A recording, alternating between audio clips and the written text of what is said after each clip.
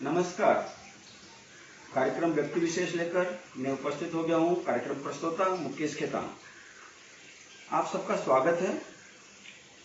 व्यक्ति विशेष कार्यक्रम हर एक बुधवार सुबह 8:30 बजे हम लोग आपके लिए विघ्न संजाल के फेसबुक पेज और विघ्न संजाल के यूट्यूब चैनल में लेकर प्रस्तुत होते आए हैं। आज व्यक्ति विशेष कार्यक्रम अंतर्गत एक विशिष्ट व्यक्तित्व जो हमारे साथ हैं वो हैं वीरगंज के युवा समाज सेवी और युवा वचन संस्था के संस्थापक अध्यक्ष पीयूष कादमिया। आइए उनका कार्यक्रम में स्वागत करें। पीयूष जी नमस्कार, कार्यक्रम में स्वागत। नमस्कार मुकेश अंकल, धन्यवाद।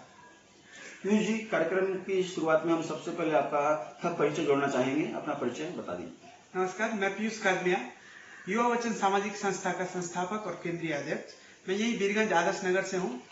वीरगंज आदर्श नगर से मैं पीयूष कादमिया, मेरे पिताजी का नाम परमानंद कादमिया, वो यही वीरगंज आदर्श नगर के व्यापारी है, और मेरे मम्मी का नाम मीना देवी कादमिया, वो भी एक व्यापारी और साथ साथ एक हाउस लेडी है। जी, समाज सेवा की तरफ आपका आकर्षण कैसे हुआ और समाज सेवा की शुरुआत आपने कब और कहाँ से की? समाज सेवा की तरफ मैं जब छोटा था, मैं जब 8 क्लास में था, तभी से मैं, जैसे कि अब स्कूल में पढ़ते समय भी बहुत सारे लोग से इंटरेक्शन होता था, बहुत सारे समाज सेवी लोग भी आते थे स्कूल में इंटरेक्ट करने के लिए, तो उनको देख के मेरे को भी लगता था कि नहीं, कल के दिन में मैं भी कुछ ऐसा करूं कि मैं भी 10 जना को प्रेरणा का रूप बन सकूं, 10 जना को मैं भी कुछ सिखा सकूं, और समाज सेवा के प्रति उसी तरीका से मेरे को आगे बढ़ते गया। और जैसे मैं 10 क्लास पास किया, उसके बाद कुछ ज्यादा ही मैं इस एक्टिविटीज में मैं इन्वॉल्व हुआ और साथ साथ ही समाज सेवा करते आया। पीयूष जी, हम लोगों ने प्राय क्या देखा है हमारे समाज में कि 5 किलो चावल भी यदि कोई किसी को दे रहा है तो एक बहुत बड़ा झंझट लगा लेते हैं, और 20-25 लोगों का एक ग्रुप फोटो भी हम लोग लेते हैं और उसको फिर सामाजिक संजाल में भी डालने से हम लोग चूकते नहीं हैं। आपकी नज़र में असल समाज सेवा क्या है? क्या यही सब एक्टिविटी समाज सेवा है या और कुछ है? अब मेरे नजर में बोलना है तो मैं यही बोलूंगा कि अगर हम लोग कुछ दान करते हैं ना, तो कम से कम, ठीक है हम लोग दान कर रहे हैं, वो लोग को हम लोग दिखाना चाहते हैं, क्योंकि आज लोग दूसरा मेंटेलिटी से भी लोग फेसबुक में डालते हैं, क्योंकि आज क्या होता है, आज हम कुछ डालेंगे तो हमको देख के और भी 10 जना वो काम में उत्प्रेरित होंगे, तो इस कारण से हम लोग उसको फेसबुक में डालते हैं। लेकिन मैं सबसे यही रिक्वेस्ट करना चाहता हूँ कि कम से कम जो पीड़ित परिवार है उसका फेस को कम से कम, वो पीड़ित है बोल के उसको फेसबुक में ऐसे वायरल नहीं करे। हाँ, आप सहयोग किए हैं, ठीक है, आप वो चावल का भी फोटो डाल सकते हैं, आपको यही दिखाना है कि आप सहयोग किए हैं, आपका पैसा इन्वेस्ट हुआ है, तो आप उसके लिए आप एक चावल का भी आप मुट्ठी उनके हाथ में दिया हुआ भी आप डाल सकते हैं। लेकिन कृपया सबसे यही उम्मीद है मेरा कि कम से कम वो पीड़ित परिवार जो गरीब है, जो असहाय है, जो मजबूरी के कारण आज उनको मांगना पड़ रहा है, उनका फेस के साथ खिलवाड़ मत करे, उनका जीवन के साथ खिलवाड़ मत करे। आपकी जो संस्था है युवा वचन, इसकी स्थापना कब हुई? युवा वचन संस्था, जैसे कि मैं आज से, ये चौथा वर्ष, 4 साल में हम लोग प्रवेश किए हैं। आज से लगभग 3 साल पहले हम लोग ये संस्था को स्थापना किए थे। युवा वचन संस्था अंतर्गत आप लोग क्या कैसी गतिविधि करते हैं, हमारे दर्शक लोग को जानकारी करवा दीजिए। जैसे कि युवा वचन संस्था एक कोई भी एक एग्जैक्ट प्लेस में हम लोग नहीं रखे हुए हैं। हम लोग को समाज में जहाँ पे भी कोई भी दुविधा, कोई भी कष्ट, कोई भी गरीब मतलब कि वैसे पीड़ित है, वैसा को हम लोग वहीं जो स्थान में वो पीड़ित है, वो स्थान तक पुग के हम लोग सहयोग करते हैं। और वीरगंज को, खाली वीरगंज को नहीं, अभी हम लोग एक छोटा एम रखे हुए वीरगंज, लेकिन अब धीरे धीरे हम लोग इसको बढ़ाना चाहते हैं। और नेपाल को ही मान लीजिए, नेपाल के जितने जिले हैं सब जिले में हम लोग एक मतलब नमूना के रूप में हम लोग खोलना चाहते हैं। अभी हम लोग के साथ थोड़े कम व्यक्ति है, लेकिन अब धीरे धीरे हम लोग और इस समाज सेवा में जो मतलब अभिरुचि दिखाते हैं उन सबको जोड़ के हम लोग और भी आगे बढ़ना चाहते हैं और समाज सेवा करते आगे चाहते हैं। आपके संस्था का नाम जैसा है युवा वचन, युवा यानी यूथ, वचन यानी प्रोमिस, तो इस नामकरण के पीछे कुछ विशेष जुड़ा हुआ है कि कैसा है? ये नामकरण जैसे कि आज से 3 साल पहले, जैसे मैंने बोला, आज से 3 साल पहले जब मैं 10वीं का परीक्षा दिया, उसके बाद मैं, जैसे कि मेरा 8 क्लास से ही मेरा सपना था कि मेरे को भी कुछ करना है, तो 10वीं का परीक्षा के बाद हम लोग ऐसे ही जो स्कूल में जब बैठते हैं हम लोग दोस्त लोग सब मिलके एगो होटल में एगो छोटा सा मीटिंग किए। वो मीटिंग में हम लोग सबको जो इंटरेस्टेड था वो सबको कलेक्ट करके हम लोग एगो प्रॉमिस किए, एगो वचन लिए हम लोग कि नहीं, आज से हम लोग को समाज के प्रति कुछ करना है, हम लोग युवा ही कल के भविष्य है बोल के हम लोग एक प्रॉमिस लिए, और ऐसा प्रॉमिस लिए कि आज से हम लोग कोई समाज सेवा में लग जाना है और साथ साथ सब काम भी करना है, लेकिन समाज सेवा में भी थोड़ा ध्यान देना है बोल के हम लोग ये प्रॉमिस के साथ एक युवा वचन नाम से ही एक संस्था हम लोग स्थापना की। कोविड-19 का संक्रमण जैसे ही नेपाल में फैला और उसके बाद में लॉकडाउन लगाया गया, तो वीरगंज में परसा प्रहरी ने प्रहरी हेल्प डेस्क की स्थापना की और उस एक प्रहरी हेल्प डेस्क में हमने देखा कि आपने स्वयं सेवक के रूप में रात दिन खटकर एकदम सक्रियता के साथ में अपना रोल निभाया। ये प्रहरी हेल्प डेस्क क्या है, क्या करता है, संक्षिप्त में जानकारी करवा दीजिए। जैसे कि ये कोरोना वायरस जो है ये विश्व भर ही फैला हुआ वायरस है। इसके कारण जैसे कि वीरगंज में भी वीरगंज के प्रहरी उपरीक्षक आदरणीय मैम गंगा पंत जी ने उन्होंने एक मतलब कि वो भी पहले एनालाइज करते आ रहे थे, वो भी हम लोग को देखते आ रहे थे। उन्होंने एक छोटा सा ग्रुप बनाया जिसमें ज्यादा संस्था नहीं, हम लोग 4-5 संस्था आबद्ध थे। वो 4-5 संस्था सबके मिल के हम लोग एक मैम की उपदेशन में हम लोग एक छोटा सा ग्रुप बनाए। वो ग्रुप के साथ हम लोग चलते हैं। हेल्प डेस्क करके एक ऐसा नमूना के रूप में हम लोग बनाए जो कि मेरे को लगता है आज तक नेपाल में और कोई जिला में ऐसा मतलब कि फर्क सोच नहीं आया होगा, जो कि हमारे अभी प्रहरी उपरीक्षक गंगा मैम में शुरुआत किया। तो उसमें हम लोग सब संस्था लोग मिलके जैसे कि कोरोना के कारण जहाँ पे भी समस्या आ रहा है हम लोग खुद का स्वयं सेफ्टी के साथ हम लोग उस मतलब जगह पे पहुंच के वो समस्या को समाधान करने पुलिस का पूरा मदद लेने के साथ ही हम लोग वो एक छोटा सा हेल्प डेस्क के रूप में एक जिला प्रहरी कार्यालय के अंदर ही हम लोग स्थापना किए थे। इसके अंतर्गत आप लोग बेसिक रूप से क्या क्या सेवा देते आए हैं? जैसे कि इसमें अब हम लोग एक छोटा सा 2 फोन का बंदोबस्त किए थे जिला प्रहरी कार्यालय से ही। वो मैम अपना 2 फोन का बंदोबस्त करके और वहाँ पे हम लोग मॉनिटरिंग भी किए हुए हैं। जैसे कि जितना लोग वहाँ पे जैसे फोन करता है उनको खाली हाथ नहीं जाना पड़े। जैसे वहाँ पे कोई फोन करते हैं कि हमें खाना नहीं पुग रहा है मैम, तो हम लोग वहाँ से पूरा मतलब कि टीम वर्क करके वो जगह तक हम लोग खाना पुगाना के भी बंदोबस्त किए हुए थे। जैसे कि अभी लॉकडाउन के कारण बॉर्डर बंद है, बॉर्डर के उस पार से जो अभी नेपाल के कितने लोग हैं जो कि इंडियन दवाई खाते हैं, तो उस कारण से इंडिया में जो दवाई है वो यहाँ तक पहुँचाने के लिए हम लोग वहाँ का एसएसबी से हम लोग पूरा कोऑर्डिनेशन करके मैम का सहयोग लेके हम लोग वहाँ से औषधि तक यहाँ लाने का और सहयोग करने का हम लोग बंदोबस्त किए थे। उस साथ साथ में ही जैसे कि अब जिला से जिला कोई फंसा हुआ है यहाँ पे, तो पुलिस का हेल्प लेके वो हेल्प डेस्क को एक नमूना के रूप में हम लोग बनाए थे कि वहाँ पे जो भी आएगा उसका समस्या समाधान होगा बोल के हम लोग ये कार्यक्रम ये जी, जैसा कि आपने बताया कि औषधि का भी आप लोगों ने व्यवस्था मिलाया, ये बहुत ही अच्छा काम आप लोगों ने किया। तो ये औषधि उपलब्ध करवाने के लिए जो आपकी नेटवर्किंग थी, ये नेटवर्किंग कैसे काम करती थी और आप कितने दिन में जो आवश्यकता होती थी किसी व्यक्ति को औषधि की, तो आप कैसे उसकी उपलब्धता करवाते थे? जैसे औषधि का तो ऐसा है, हम लोग जो हेल्प डेस्क में थे उसमें हम लोग का टीम विभाजन किया गया था। जैसे कि हम लोग को जैसे युवा वचन संस्था को स्पेशली हम लोग को ये निःशुल्क भोजन का हम लोग को सेवा अवसर मिला था। ये औषधि का जिम्मा पूरा सालों पहले ने लिया था, लेकिन जैसे कि हम लोग नेटवर्किंग में थे उस हिसाब से मेरे को पता चला कि वहाँ पे एसएसबी से पूरा हम लोग कोऑर्डिनेशन किए थे। उसके बाद यहाँ से परसा प्रहरी से एम्बेसी में जाके हम लोग एक छोटा सा लेटर लेके यहाँ के एसआई साहब को लेके हम लोग वहाँ से नेटवर्किंग स्टार्ट किए थे और इंडिया में रक्सोल बॉर्डर तक वहाँ से प्रशांत मेडिकल से हम लोग का दवाई उपलब्ध होता था। प्रशांत मेडिकल से बॉर्डर तक लाते थे और यहाँ से बॉर्डर तक यहाँ से सानो पहला के भाई लोग वो जाके वहाँ से रिसीव करके और यहाँ पे लाके सेवा प्रदान करते थे। जैसा कि आपने बताया कि भोजन सेवा का जिम्मा आप लोग की संस्था ने लिया हुआ था, तो ये भोजन सेवा किस तरह संचालित होती थी? कितने समय आप लोग देते थे 24 घंटे में भोजन सेवा? और इस भोजन सेवा में आपके साथ प्रत्यक्ष और अप्रत्यक्ष रूप से कौन कौन जुड़े हुए थे? भोजन सेवा का जो फंडिंग करनी पड़ती है वो फंडिंग आप लोग को कहाँ से उपलब्ध हुई? ये फंडिंग भोजन सेवा का मेरे पिताजी परमानंद काजमिया जी वो एक सह अध्यक्ष है धार्मिक संस्था श्री श्याम नवयुवक मंडल। उन्होंने अपने मंडल की तरफ से एक छोटा सा फंड एलोकेट किया था, 1 लाख रुपया 2 लाख रुपया इतना का।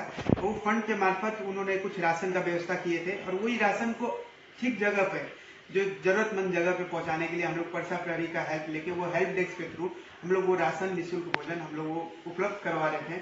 और ऐसा नहीं कि हम लोग रात को नहीं, अगर वो प्रहरी हेल्प डेस्क में जिस समय भी फोन आएगा हम लोग उस समय को यूटिलाइज करके हम लोग अपने टीम से वो जगह तक हम लोग वो खाना पहुंचाने का काम करते हैं। लगभग कितने लोगों को आप लोगों ने अपने भोजन सेवा से लाभान्वित किया होगा? कुछ डाटा आप लोग बता सकते हैं? लगभग अब मान लीजिए आपको 200 से लेके 250 जना को हम लोग ने सेवा प्रदान किया होगा। मन चरम पे था, लॉकडाउन हो चुका था, अधिकांश व्यक्ति लोग जिनको अत्यावश्यक सेवा में सेवा नहीं देनी थी वो सब के सब लोग अपने अपने घरों में डर भय के साथ में बैठे हुए थे, अपने आप को सुरक्षित बनाने के लिए, अपने परिवार को सुरक्षित बनाने के लिए। ठीक उसी समय जैसा कि आपने बताया भी कि आप परसा प्रहरी की हेल्प डेस्क में और अन्य अन्य गतिविधियों में, समाज सेवा में लगे हुए थे। ऐसा करते हुए क्या आपको डर नहीं लगा, या आपके मम्मी पापा ने, पेरेंट्स ने आपको रोका नहीं? कैसा था माहौल?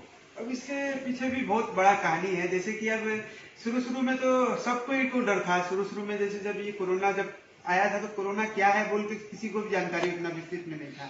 लेकिन धीरे धीरे जब न्यूज के मार्फत विस्तृत जानकारी आने लगी तब सबको एक डर भय हो गया था। कुछ दिन हम लोग भी घर के अंदर लॉक थे, लेकिन फिर जब ये सिचुएशन हम लोग समाज में आने वाला दुविधा सब हम लोग देखें तो उसके बाद नहीं, एकदम मन नहीं माना कि घर पे रह के ही हम लोग अपने आप को सुरक्षित रखें, कि हम लोग बाहर निकल के दूसरे को सुरक्षित रखें। एक जिंदगी ज्यादा महत्वपूर्ण है कि हम लोग 10 जिंदगी बचाएंगे, वो ज्यादा महत्वपूर्ण है।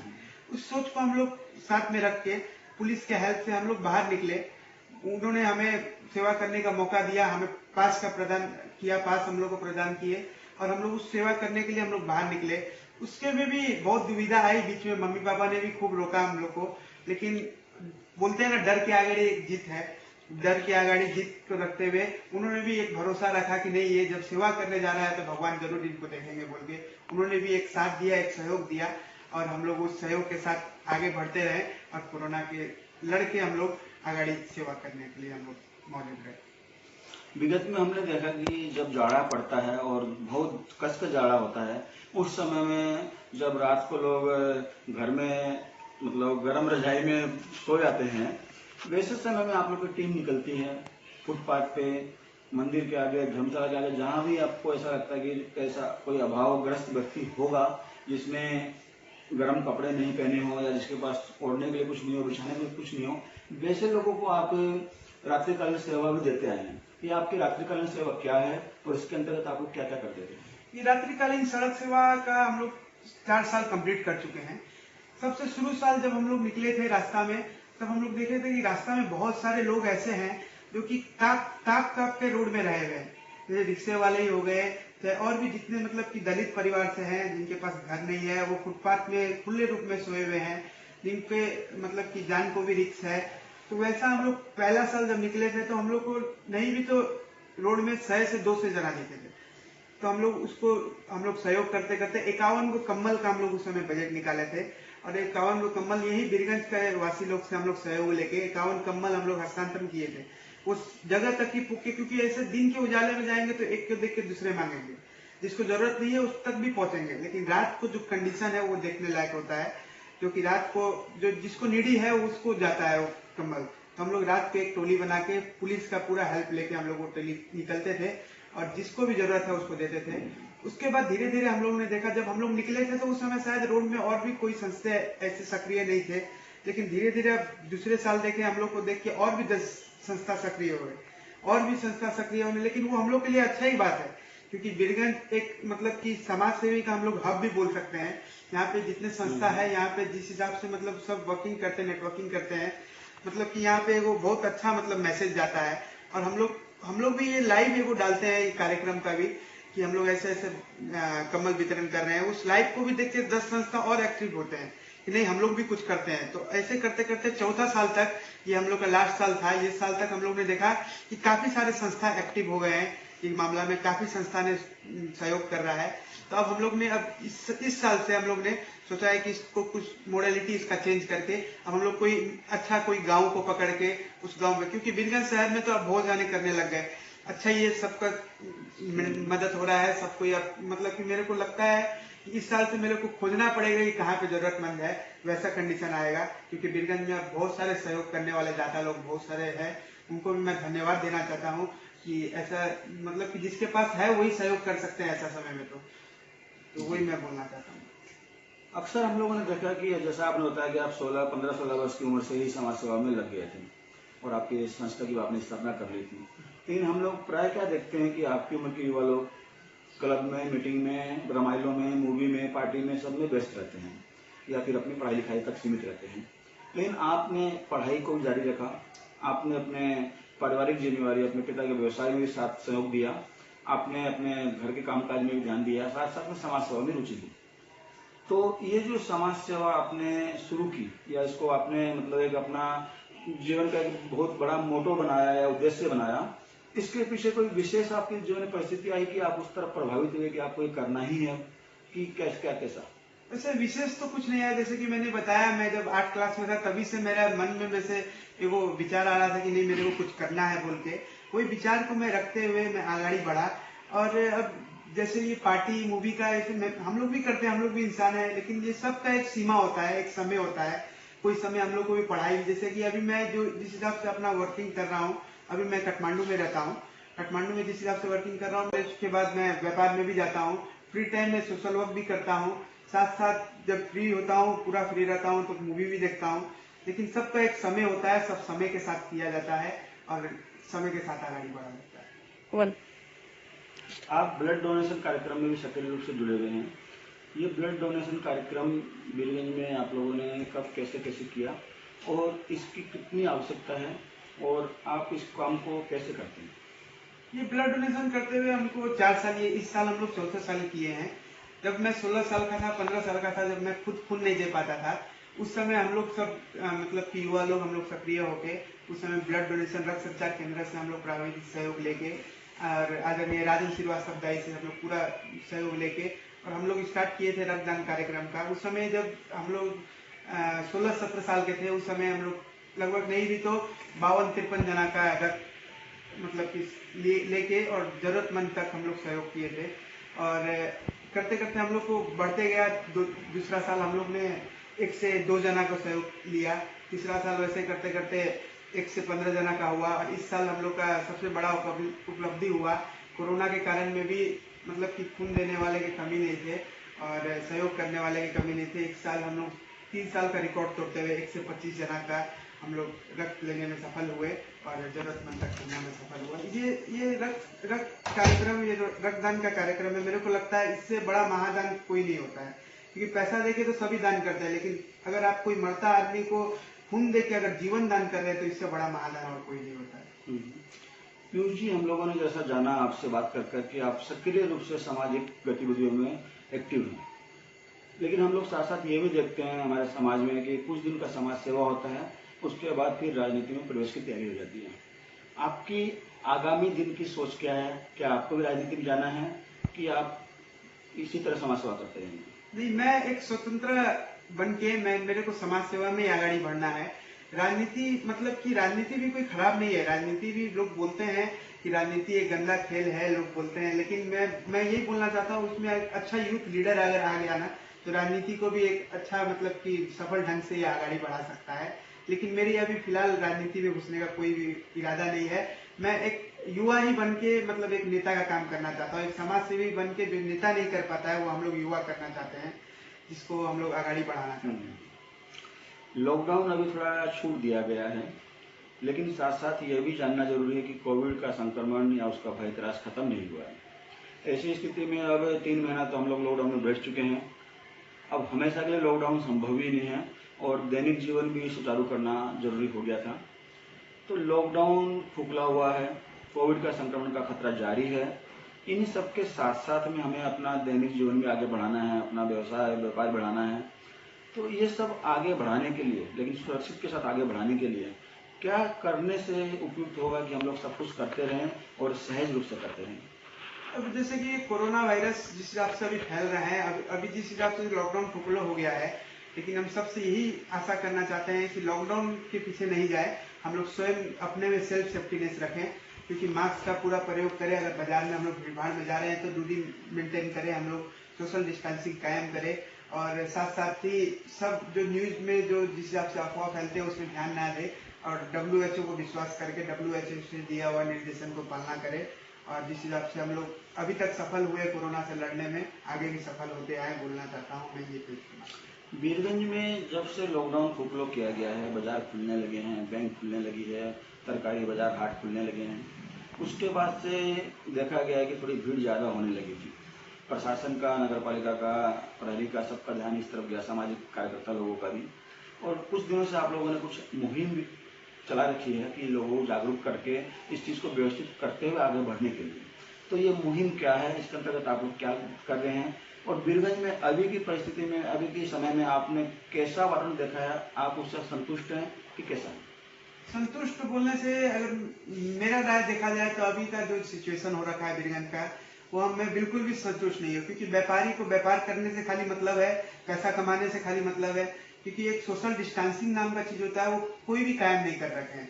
बस कस्टमर आ रहे हैं, लीड करना है, डील करना है, बस वो जिस हिसाब से चल रहा है उसी को मतलब हम लोग नजर रखते हुए अभी जैसे कि प्रसा प्रहरी के उपरीक्षक गंगा मैम के विचार से अभी बीरगंज में एक्टिव रहा हुआ 40 को संघ संस्था से हम लोग सहयोग लेके और सारा जगह से हाथों मालो, बीरगंज महानगर पालिका ट्रैफिक कार्यालय सब जगह से हाथों मालो करके प्रहरी सामुदायिक प्रहरी साझेदारी के अंतर्गत एक स्वच्छ और व्यवस्थित बीरगंज का अभियान हम लोग चालू किए हैं।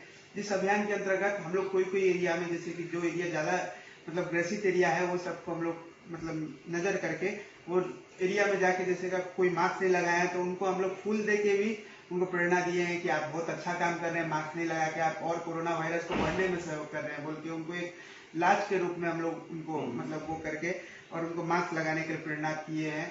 और अभी हाल में कुछ फाइन के भी सिस्टम लाया गया है, जो मास्क नहीं लगा रहे हैं उनके लिए फाइन का सिस्टम लाया गया है। तो ऐसे करते करते ये एक मुहिम हम लोग चालू किए हैं और आशा करते हैं ये बढ़ते जाएगा और हम लोग सहयोग करते जाएंगे और कोरोना वायरस से हम लोग लड़ने में सफल भी होंगे। हमारे पेज के मार्फत आप हमारे दर्शक लोग को कुछ बोलना चाहते हैं, कुछ संदेश देना चाहते हैं तो आप प्लीज दे सकते हैं। फिलहाल तो मैं यही बोलना चाहता हूँ, अभी जो जिस हिसाब से हम लोग कोरोना वायरस के जो चपेट में पड़े हुए हैं ना, हम लोग अभी जो ये कोरोना वायरस है उससे अगर फैल गया तो कोई भी बचने वाला नहीं है। जो पैसा वाले हैं, जो नहीं है, कोई भी, हम लोग सब कोई उसके चपेट में पड़ सकते हैं। तो अभी मैं फिलहाल यही संदेश देना चाहता हूँ कि हम लोग सब कोई सुरक्षित रहें। अगर बाजार भी जा रहे हैं तो एक सामाजिक दूरी कायम रखें, हम लोग मास्क लगाएं। अगर बाजार में जा रहे हैं, भीड़ भाड़ में ज्यादा भीड़ भाड़ नहीं करें। अभी कुछ दिन, अगर एक साल हम लोग कष्ट झेल लेते हैं तो हो सकता है अगला साल हम लोग को कुछ मतलब कि सहज होए और इससे एक आप ही का जान को नहीं, सबका जान को खतरा है। तो अपने कारण दूसरे के जान को भी खतरा नहीं करे और सब कोई सहयोग करे, सब कोई साथ करे। हम लोग पक्का भी हम लोग सब कोई मिलके इससे लड़ने सफल होंगे। बस यही बोलना चाहता हूँ। पीयूष जी, अपनी व्यस्तता के बावजूद आप हमारे साथ जुड़े कार्यक्रम में आए, इसके लिए हम आपको अपनी टीम की तरफ से धन्यवाद देना चाहेंगे और अभी के लिए आपसे छूटना चाहेंगे। दर्शक मित्र सब, आज कार्यक्रम इतना ही। अगले बुधवार ठीक 8:30 बजे बीरगंज संजाल के फेसबुक पेज से और यूट्यूब चैनल से हम लोग फिर आपके साथ जुड़ेंगे, एक नए फर्क व्यक्तित्व के साथ में, एक विशिष्ट मेहमान के साथ में। तब तक के लिए birganjsanjal.com का फेसबुक पेज देखते रहिए और आपने यदि अभी तक लाइक नहीं किया है तो लाइक कीजिए, शेयर कीजिए। उसी तरह हमारा बीरगंज संजाल का यूट्यूब चैनल भी है, उसे भी सब्सक्राइब कीजिए और ताज़ा तरीन खबरों के साथ बने रहिए। अभी के लिए मैं कार्यक्रम प्रस्तोता मुकेश खेतान आप सबसे इजाजत लेना चाहूँगा। नमस्कार, शुभ दिन।